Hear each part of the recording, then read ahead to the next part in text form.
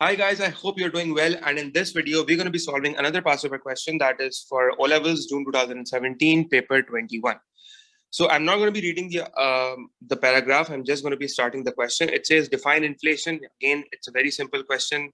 Just take 1 minute to write the answer. Do not write more than 2 lines. What is inflation? Inflation is a rise in the general price level. It is a rise in the. You can also write general price level. You can also write average price level. By the way, a student messaged me today that why can't we write average?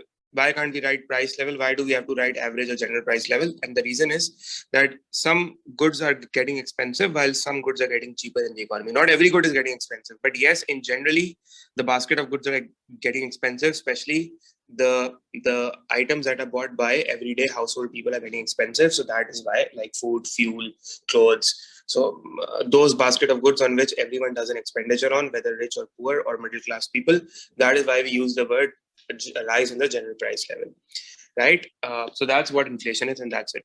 Part B says explain why a country's exports to one country may increase while those to other country decrease. So the question is saying that imagine you are in a country that is country A, and why is it that you are exporting more goods to country B? So the exports to country B is going up while exports to country C is going down. It's a simple question, a question from why is exports in one country increasing while the exports in other countries decreasing? So the question is mostly linked with the factors that can, influence exports for a country. So again, we're going to be starting this answer, and obviously, why could exports in one country increase? The exports to one country may increase because obviously the demand for exports is rising. When the demand for exports will rise, the export revenues would go up definitely, right? Because you would start exporting more quantity. So the export revenues would actually increase. So exports to one country may increase because demand for exports is rising, while the exports to the other country may fall because the demand for exports to that particular country is falling, which is causing a fall in export revenues from that particular country. Your exports could also increase in one particular country, maybe because the incomes in that country is increasing. Because remember that whenever the incomes of a country increase, they would actually import more from us. And if they import more from us, then obviously our exports would rise. So if Pakistan is exporting more to China this year, it might be because in China the incomes of the firms and the people and the consumers are increasing, and they are importing more from Pakistan now. So a rise, and these are good points, by the way. You should write them down. These are actually the factors that can influence exports. And so technically, what I'm trying to say over here is that if the incomes of a particular country increase, they might import more from us, and subsequently our exports would go up and our export revenues would go up, and it would have a positive impact on our current account, on our balance of trade position, and it would result into more foreign exchange coming in. But remember, you don't have to write everything down. You don't have to write, oh, you know what, for more foreign exchange and everything, because the question is not asking you the impacts of exports on the economy. It's just simply asking you the factors influencing it. But since I am solving this question in a more holistic way, that is why I'm telling you all these points as well. Also, you could say that, exports to other countries falling maybe because incomes in that country is going down, right? So remember that incomes go up, imports go up. Remember that if incomes in a country go up, imports of that country may also go up, because people may start importing luxury goods now. So if imports of a country is going up, remember that imports of country B are exports of country A, right? So one country's imports is the exports of the other country. So if incomes in one country is going down, the exports of the other country will go down, right? Maybe the question is saying exports to the other country decreases. So the country from into which the exports is going down, maybe that they have imposed trade barriers, right? Maybe they have imposed trade barriers, or they have imposed protectionism policies.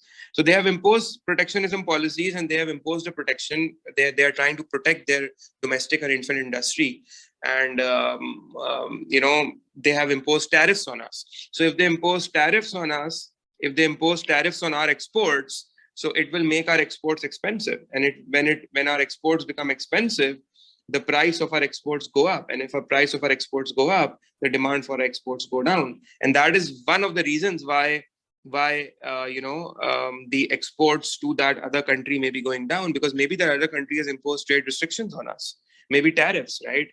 Or you could say that the exports to one country is going up, maybe because they have reduce the trade restriction, maybe because that country had initially imposed trade restrictions, But now they have removed those barriers. Maybe they have removed the tariffs, they've removed the quotas, and they have allowed more free trade. And if they remove the tariffs, obviously, so you need to, so if you're saying that, okay, tariffs are removed, then you have to tell, okay, fine, if tariffs are removed, then the price of exports will actually go down. Because remember that tariffs increases the price of your exports, right? Because tariffs are basically a tax on your exports, For them, it's import. For you, it is an export, right? So these are the reasons. You could also argue on the exchange rate.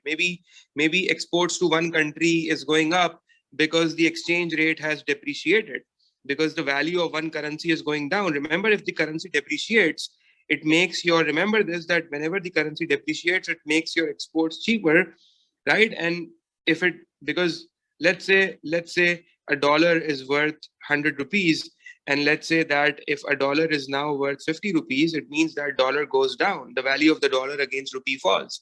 So now it's cheaper for people in Pakistan to import more from US, because now they can only pay 50 rupees. They only have to pay 50 rupees now to import a worth of dollar. So obviously the US exports will now become cheaper, and hence people from Pakistan will import more from US. And that would make their exports increase, and hence would help generate more export revenues into the US. So again, the fact that buy exports to one country may increase, the fact that exports to one country may increase, because you will say that the country's currency has depreciated against that other particular currency. So the currency has depreciated against that particular country's currency to which the exports have gone up, right? So, and maybe, to the other country, like country C, may, if the exports are going down to country C, if the country A was exporting more to country C, but now it is exporting less to country C, so maybe country C's currency has gone up. It has appreciated against country A's currency, right? Maybe it has appreciated against country A's currency. So remember that whenever a country's currency appreciates against the other country's currency, it makes the exports expensive. You guys should actually learn that. Remember that whenever a country's currency depreciates, it makes your exports cheaper. When it appreciates, it makes your exports expensive. So obviously, if the country's currency would appreciate, it would make your exports expensive. And if that happens, then the price of exports would go up. And if that happens, it would make your exports artificially uncompetitive. It would make your exports artificially uncompetitive, because now you will be exporting at a higher price, because now they would have to pay more in order to buy the same quantity of your exports. So definitely then demand for exports would go down, and so would your export revenue. So these are the points that you can, make in the exam. Obviously, you will not have to go in a lot of detail, but yes, as far as points are concerned, at least mention 3 to 4 points, but properly explain them. Understood? But remember, there's a lot of query or concern regarding time management. You don't have to go in unnecessary detail. So for example, if you're saying that exports will go down, you could say export revenues will go down. Now, the fact that you also write in the exam that foreign currency reserves would go down, your export industry would suffer, you don't have to write that, because the question is not asking you about the impacts. Although the points you are making is not wrong, they're absolutely right, but they're not required here. So if something is not required, you don't have to give it, and neither does the examiner gives credit for something that is not required, even though you're making or mentioning the right point. So that is how you ensure that proper time management is done, right? So for example, what I would do is that, for example, if I have mentioned three to four, it's a 4-mark question. I've mentioned 3 to 4 solid points, and let's suppose I have 2 more points in my mind. Now, obviously, if I've already mentioned 3 to 4 solid points for a 4-mark question, and I have 2 more solid points, which I know are very good points, but then I also have, so I will get so if I've mentioned 3 to 4 points clearly, I will obviously get 4 on 4 marks. There's no point right now to mention those 2 extra points, because you'll already get marks for here. But still, if you want to, it's your choice, but then look at the opportunity cost. Now, you could actually gain 2 marks by attempting the 6-mark question now. So this is how you actually try to properly manage your time in the exam. The third question says, analyze how an appreciation of the exchange rate may reduce the country's inflation rate. Now, this is a good question. What does appreciation of a currency mean? First, you'll start off by defining what an appreciation is. Appreciation of an exchange rate means that the country's currency, that the value of the country's currency goes up or it increases against the other currency.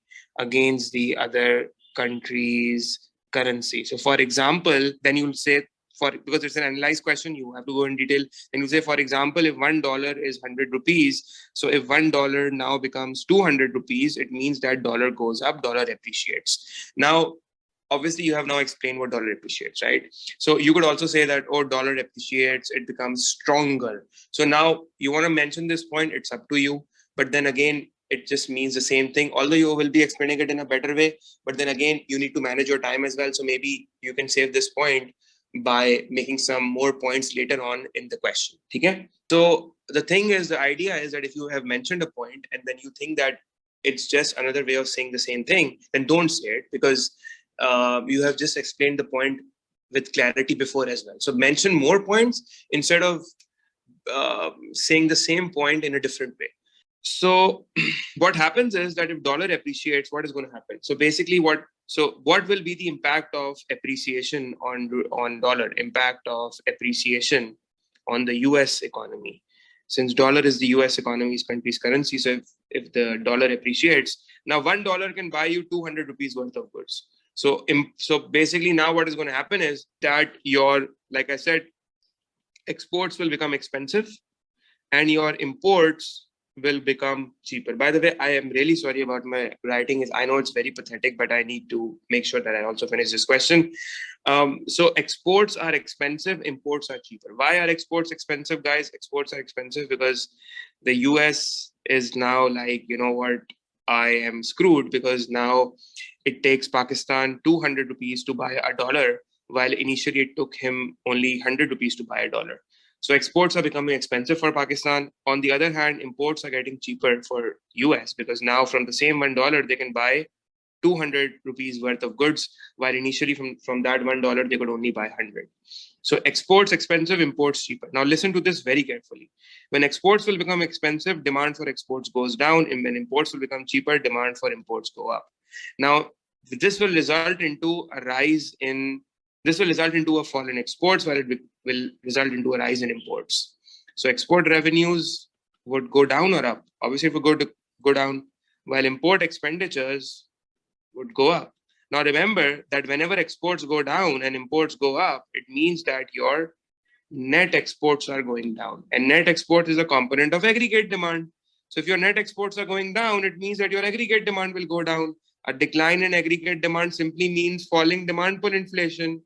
Falling demand pull inflation. So obviously what will happen now is that when your net exports go down, it would result into demand pull inflation to go down as well. So you'll make the diagram, you'll say 81 to 82, it will shift to the left, and this would result into a fall in price level. It would result into a fall in demand pull inflation. And the question is asking you exactly the same thing, that how does an appreciation reduces the country's inflation rate? So it's quite simple, that you know what you will do is that you will say it has an impact on net exports, and this is how it actually. Now this is a technical question, by the way. It's not a simple question. It's not a simple kind of a question. It's not a straightforward sort of a question. And these are the type of questions that come in recent attempts, and these are the type of questions that come in your exams. So a lot of students come to me and say, you know what, I scored very good marks in my mocks, but it also depends upon the kind of questions they are attempting. So securing or scoring high marks in mocks should never be the standard criteria to judge that whether you are excellent in the exam. Yes, it is a confidence booster, but please do not get overconfident if you have scored very good marks in your mocks. You must make an effort, open the past papers yourself and try to do the difficult questions as well, so that you can have a much clearer idea that where you stand. So first of all, it would result in demand pull inflation. Now I'm telling you a tip that whenever a question on inflation rate comes, always talk about demand pull inflation as well as cost push inflation. Now, this is just one thing that I've told you. Will it also impact cost push inflation? Of course, it will impact cost push inflation. Why? Because what was happening, imports were getting cheaper. Now imagine USA imports raw material from Pakistan, right? And that raw material is used in USA's industries. USA uses that raw material in its own industries. So if the imports will get cheaper, remember I told you that the raw material will now get cheaper, because now what's happening here is that the USA only has to pay. So initially USA had to pay $100 to buy 100 rupees worth of raw material. Now USA has, from that same $1, it can buy 200 rupees worth of raw material. So imagine if USA has to buy 100 rupees worth of raw material, how many US dollars will it need to pay? Only $0.5. Why, guys? Because initially it, from $1 it could buy 100 rupees worth of raw material. Now from $1 it can buy 200 rupees worth of raw material. Imagine USA needs to only buy 100 rupees worth of raw material, so it only needs to pay half a dollar, which means that initially USA had to pay $1 to buy 100 rupees worth of raw material. Now it only has to pay half a dollar, which means that the price of raw material for bloody USA has gone down by 50%. So imports are now getting cheaper, basically. If that happens, then what will happen is that, USA will end up importing cheaper raw material, and it will drastically reduce the cost of production for USA's domestic firms. And this will have an impact on inflation as well, because when cost of production goes down, it would result into a positive supply shock, and hence it would cause your SRAS to increase, and this would cause your inflation rate to again go down, and hence cost. Here you'll say that, cost push inflation will go down. Now, one important thing, guys, here is that you don't need to say that, this will increase real GDP and then employment will increase, which will result into more tax revenues. The government can use those tax revenues to invest in the countries, such as transfer payment, infrastructure, etc., etc., etc., and which will also reduce the income inequality. You don't have to go on elaborating all of those points, because that is not being asked. These are the subsequent impacts. The question is not asking you on the economic impacts of appreciation. The question is only, if the question was asking you about the economic impacts of appreciation, then you would have definitely mentioned those points. It is just asking you the impact on inflation rate. So you just have to be straight to the point. And this is one of the reasons why a lot of students don't end up managing their time properly. So yes, if the raw material prices are going down, remember that it will put a downward pressure on the cost of production in the economy for USA, which will result into a decline in cost push inflation. So if you only talk about demand pull inflation, you might end up getting 3 marks out of 6, right? But if you mention these both, then you'll get 6 on 6 if properly, clearly explained. I hope this is clear. Now I'm going to be moving on to the part D of the question. So let's now start with part D. But so now let's move on to part D. Okay, so now let's move on to part D. It says, discuss whether a low inflation rate will always benefit an economy. This is the यहाँ पे ना examiner इधर बच्चे मार खाते हैं, and this is the point where the examiner has emphasized, does it always benefits an economy? So first of all, you will define what inflation is. Although if you have defined inflation in part A, then you don't need to define it again. So, right? But since you have already defined in part A, so we don't need to define it again. But yes, this is an important question. It says whether it always benefits an economy. So you'll start your answer by saying inflation can be both beneficial or it can be harmful for an economy. It depends upon the rate of inflation. So the rate of inflation will decide the rate of inflation and the type of inflation. Number one, kya bola maine? I've said 2 words. The rate of inflation and the type of inflation will determine whether inflation is harmful for an economy or not, right?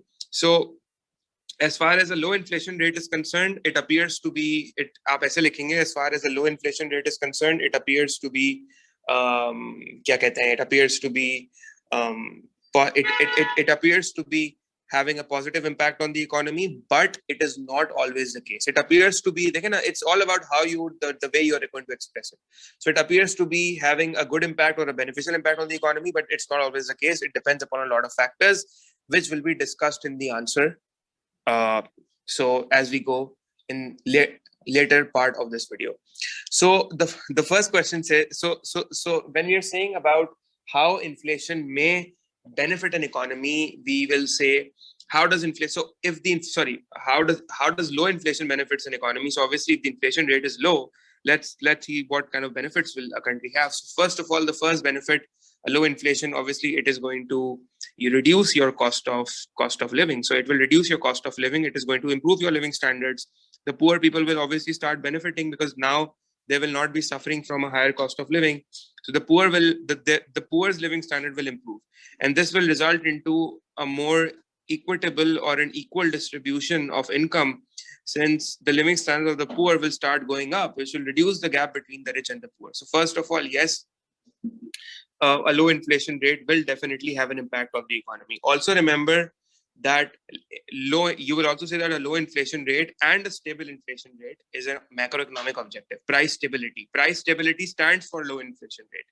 So yeah, so whenever the inflation rate is low, or you can remember that, use the word a low inflation rate. A low rate may give and may be an example of price stability, right? Price stability, and price stability breeds two things. First of all, consumer confidence also goes up. Number two, business confidence and investor confidence also goes up, right? So it may promote more investment in the economy since business confidence is going up. So more multinationals may also be attracted, and it will result into more foreign direct investment. FDI stands for foreign direct investment. Foreign direct investment simply means more multinationals coming into your country and starting their operations in your country. When more multinationals come in, they bring in their skills, their technology, and they bring in a lot of money, which will be beneficial for the economy. So yes, a low inflation rate is an example of price stability, which results into higher business confidence.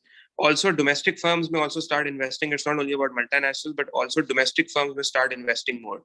So a higher investment would result into higher aggregate demand, which would also result into a higher GDP and national income. Because if domestic firms start investing because of a higher business confidence, it will also encourage production. And if higher GDP, obviously the GDP would go up because of production, because when firms invest, they start producing more. So if production goes up, obviously employment will go up as well, right?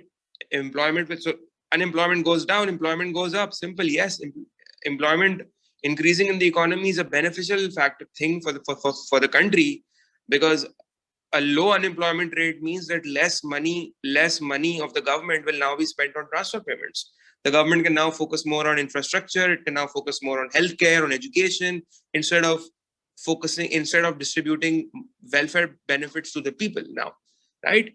So increasing on, also you can also, if you have a good writing speed, you want to prove to the examiner you know a lot, you would also say that if unemployment goes down from inside the curve, you may start coming closer to the curve, or maybe just on the curve as well. Because remember, unemployment results into inefficiency. Inefficiency results in idle capacity. Idle capacity means you get inside the PPC, not shift, but inside the PPC.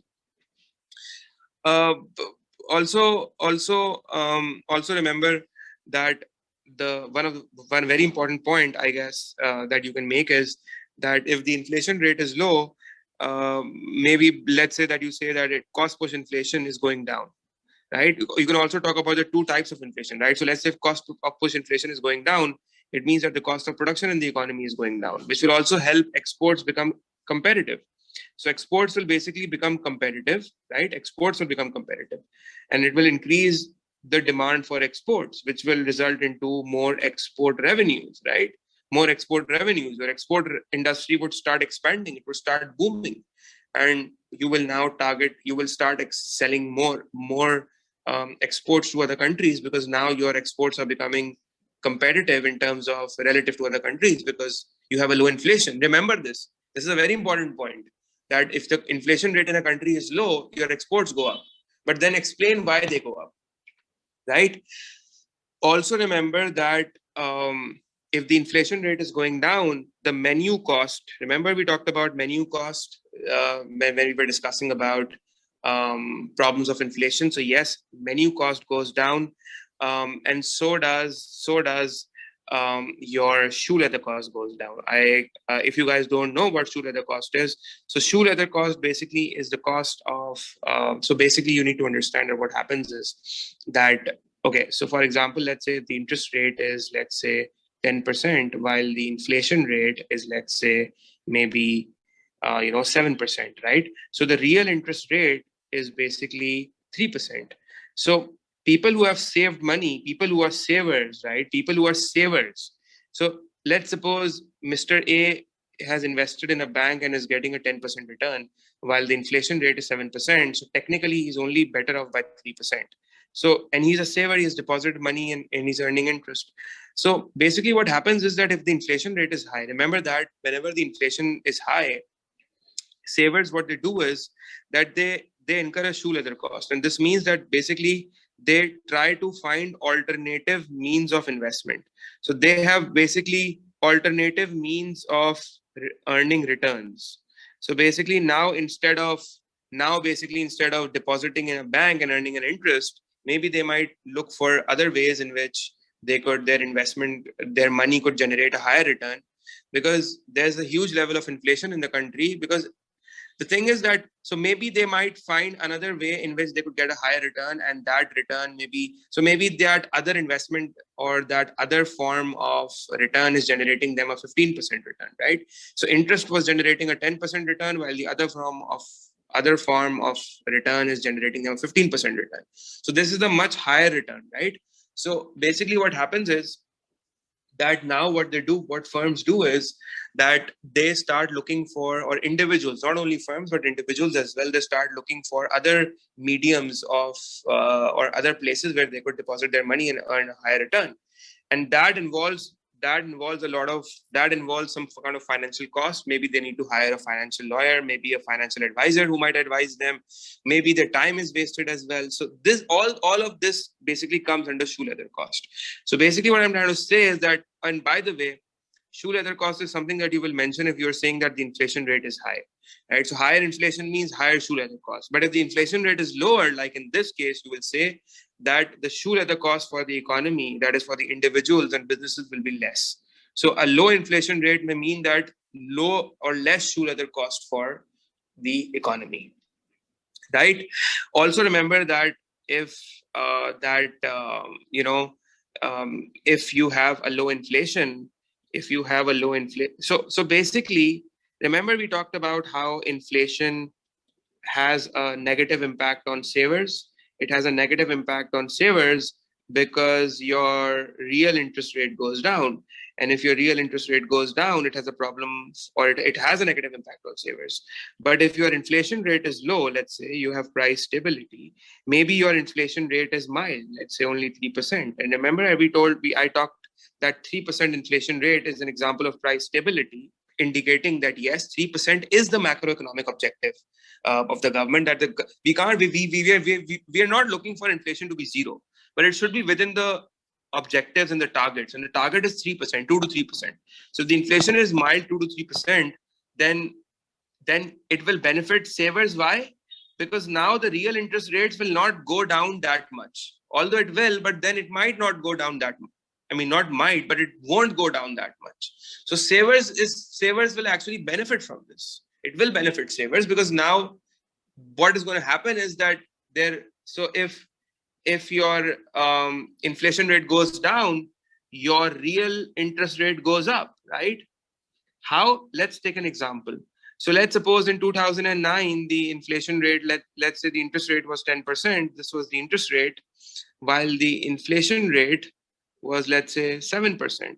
So the real interest rate was how much? It was 3%, while in 2010, the interest rate is still at 10%, but the inflation rate is at 3%.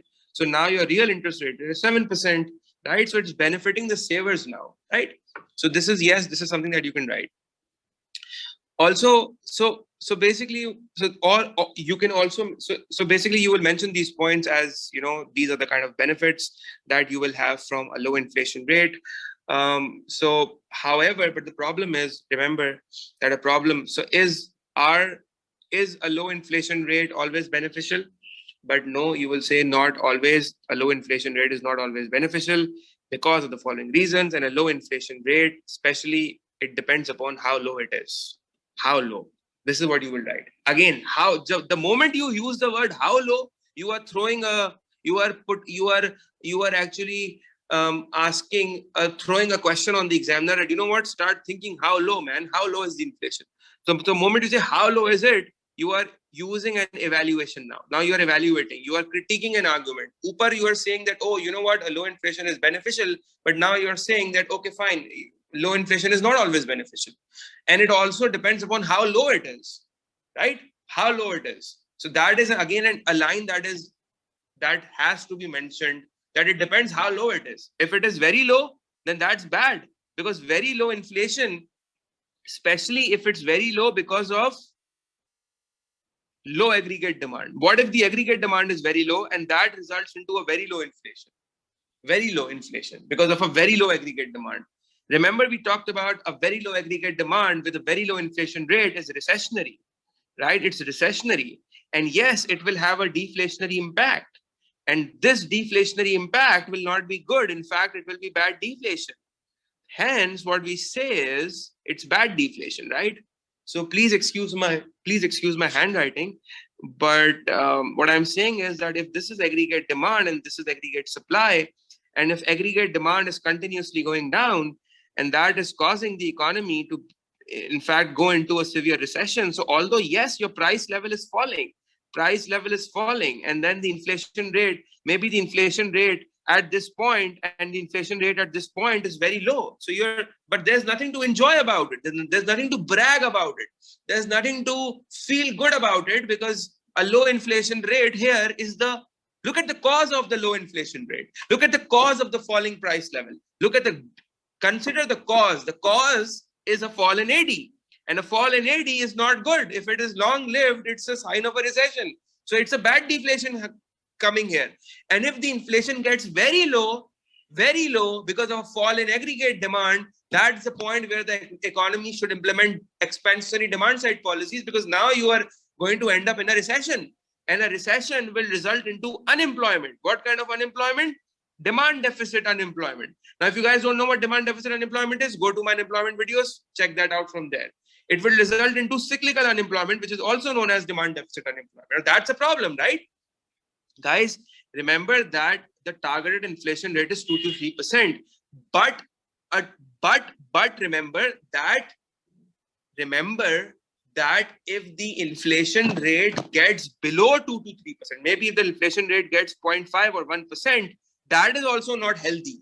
It may indicate a very low level of aggregate demand, and a very low level of aggregate demand is not good for the country, because that's recessionary or deflationary, and that's bad deflation, by the way.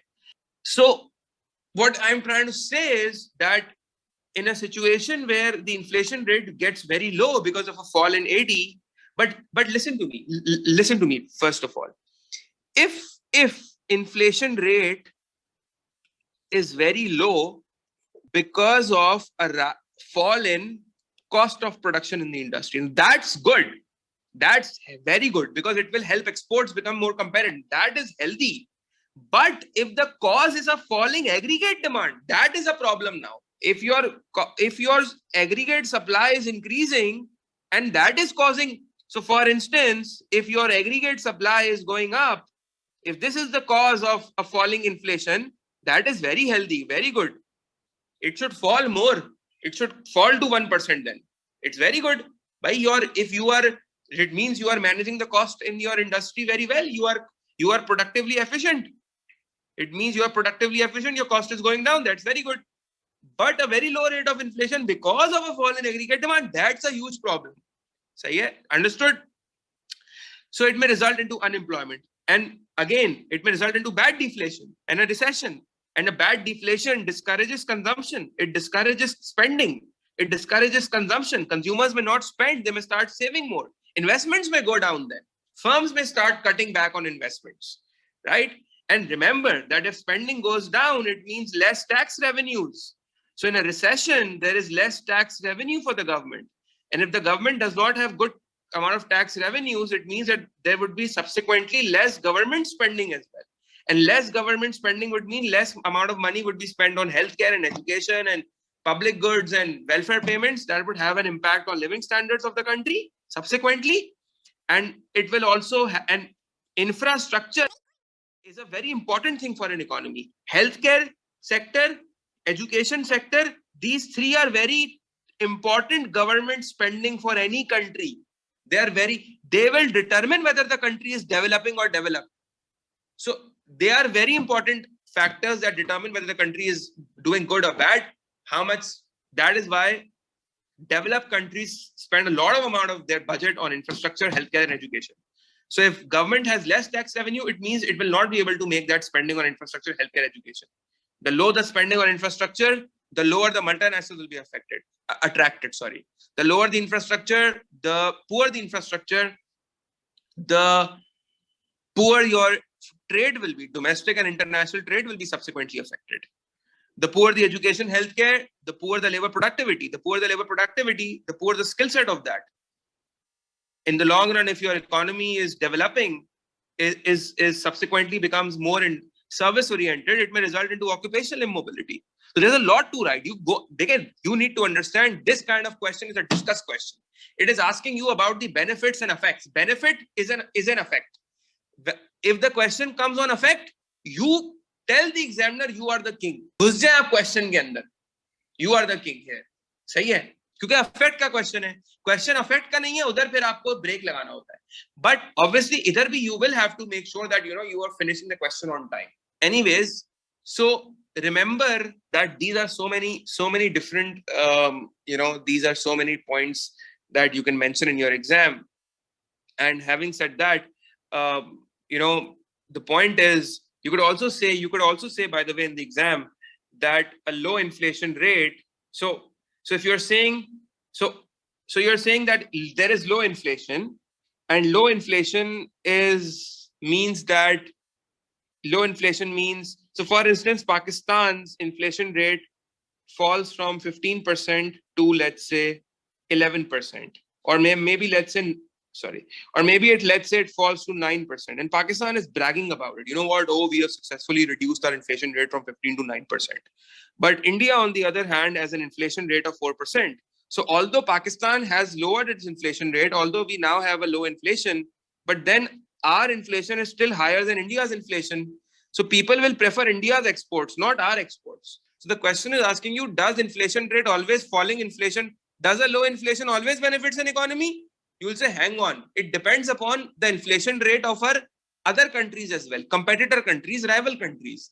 If Pakistan exports agriculture, India also exports agriculture. So it depends upon what is the inflation rate in the rival country, inflation rate in India.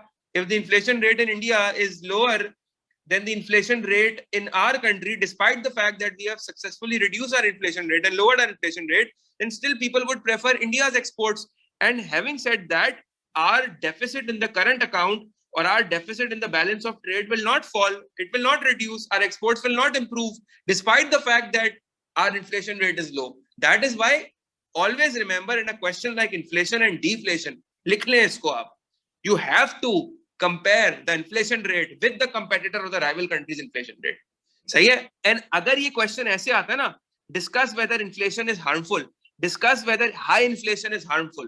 So in that sense also you had to compare it with the rival country's inflation rate. You would have said, oh, you know what, our inflation rate is high, but then it is lower than the rival country's inflation rate. So let's suppose even if our inflation rate stands at 12%, but India's inflation rate stands at 22%, then our inflation is lower than their, right? So you have to compare it with the rival inflation rate as well. And that is why I tell you, attempting the past paper is very important. So how will you conclude this answer? You will say, whether inflation is always beneficial? No, it depends upon a lot of factors. It depends upon what the type of inflation, how to what extent has inflation been lowered. It depends upon whether our inflation, despite being lower, we have to compare it with the rival countries' inflation as well. So yes, it has benefits, but it also has disadvantages as well. And every country's government should make sure that inflation is within the targeted macroeconomic objective, and it should make sure that yes, low inflation is helpful. But if the low inflation, this is how you can conclude, if the low inflation rate is caused due to a falling cost of production, then that's helpful. But on the other hand, if low inflation is caused due to a fall in aggregate demand, that's recessionary, and that's a sign of bad deflation. And if this keeps on happening, if it gets very low and the recession keeps on worsening, then yes, it will in fact have negative consequences or bad consequences on a country's economy. So I hope you enjoyed this video, guys, and I hope you understood this question as well. And I wish you all the best. I'll see you all in my next video. Until then, take care.